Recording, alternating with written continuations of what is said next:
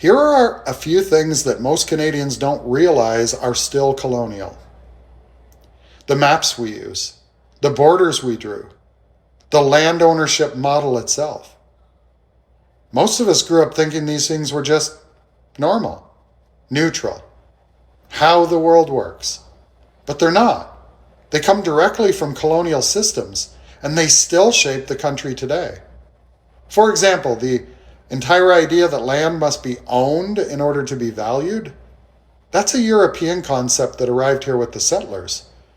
Many indigenous nations saw land as something living, something you live with, not something you can cut up into pieces and sell off like squares on a chessboard. And then there's the legal foundation of Canada. The idea that the Crown has underlying title to all land. Most Canadians don't realize how huge that is. It means that the Canadian state sees itself as the ultimate landholder, and everything else, including Indigenous land rights, gets treated as an exception, an add-on, or something to be accommodated.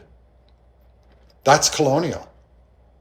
Indigenous law, which predates Canada by thousands of years, is still treated as secondary, or worse, optional. It has to be recognized or validated by Canadian courts before it's taken seriously. Imagine your legal system being older than the country itself, but still being told it only counts when the new system says it does. That's colonial. Even the way we categorize nature, we call things like forests and fisheries and minerals natural resources. And that comes from a European resource extraction mindset, where nature gets divided into things that can be harvested, sold, or regulated. But many indigenous nations traditionally saw land, water, plants, and animals as relationships, not resources. They viewed their role as stewardship, not extraction. Responsibility, not ownership. And it doesn't stop there. Our school system is colonial too. The curriculum, the worldview, the default narratives, all built around a European lens. Kids are taught Canadian history as if the country suddenly started in 1867, while Indigenous history is treated like a side unit or a special topic. That shapes how people understand the present. Our justice system is colonial. It was designed around assumptions about authority, punishment, and control that don't align with many Indigenous justice traditions. They focus on restoration, accountability, and community balance.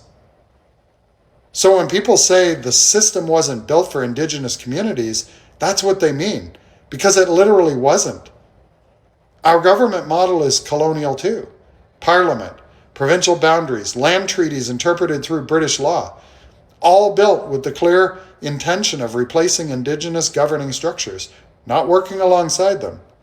These systems were never designed for coexistence. They were designed for domination and absorption. Most Canadians don't see any of that because they grew up inside the system. And when something has always been there, borders, laws, schools, property, it feels natural. It feels neutral. But for Indigenous communities, these aren't abstract ideas or old chapters in a history book. Colonialism isn't a past event. It's a modern daily reality built into the structures of the country. And here's the key. Recognizing that doesn't mean blaming yourself. It just means noticing the water we're swimming in. Because you can't change a system you can't see. So the first step is to understanding the foundations. The second is questioning why they were built this way. And the third is imagining and supporting systems that actually coexist with Indigenous sovereignty, instead of trying to erase it. Canada is still colonial, but it doesn't have to stay that way. And we can't create anything better until we're honest about the systems we inherited.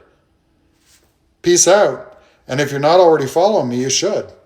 It's going to be a ride.